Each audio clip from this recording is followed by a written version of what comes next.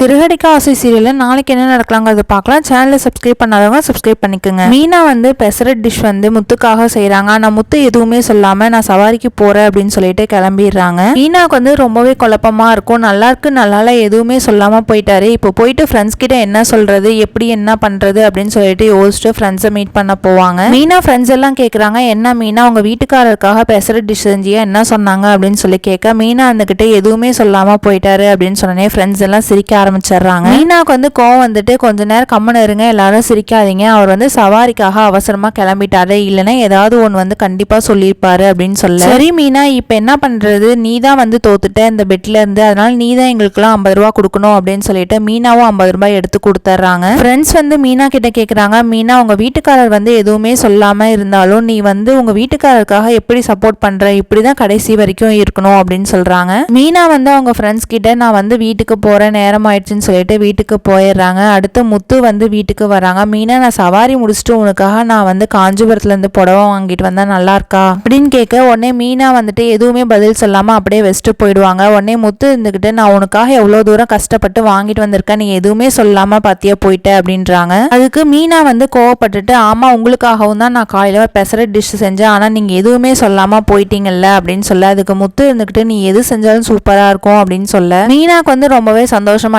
இந்த புடவையும் வந்து சூப்பரா இருக்குங்க அப்படின்னு சொல்ல ரெண்டு பேத்துக்குமே ரொம்ப சந்தோஷமா இருப்பாங்க. அடுத்து ரோஹிணி வந்து துணி கடைக்கு போயிட்டு என் பையனுக்கு ஒரு நல்லதா ஒரு ட்ரெஸ் ஒன்று காமிங்க அப்படின்னு சொல்லிட்டு செலக்ட் பண்றாங்க. விஜயா வந்து பார்வதிக்கு ஃபோன் பண்ணிட்டு நான் வந்து பரதநாட்டியம் ஒரு ட்ரெஸ் வாங்கணும், வா கடைக்கு போலான்னு சொல்லிட்டு ரோஹிணி போன கடைக்கு இவங்க ரெண்டு பேரும் போறாங்க. அங்க போயிட்டு பரதநாட்டியம் ட்ரெஸ் காமிங்க அப்படின்னு சொல்லிட்டு கேட்டுட்டு செலக்ட் பண்ணி எடுத்துட்டு வராங்க. அப்போ விஜயா வந்து ரோஹிணியை பார்த்துட்டு என்ன ரோஹிணி இந்த பக்கம் அப்படின்னு சொல்ல, ரோஹிணி வந்து திருன்னு முழிச்சிட்டு இருக்காங்க. கடைக்காரர் வந்து இந்தாங்க உங்க பையனுக்கு ட்ரெஸ் எடுத்து வச்சுங்கல்ல, பில் போட்டுக்கோங்க அப்படின்னு சொல்லிட்டு கொடுக்குறாங்க. ரோஹிணி வந்து நாளைக்கு என்ன பொய் சொல்லி தப்பிக்கிறாங்கிறது வெயிட் பண்ணி பார்க்கலாம். இந்த வீடியோ பிடிச்சிருந்தா லைக் பண்ணுங்க. தேங்க்ஸ் ஃபார் வாட்சிங்.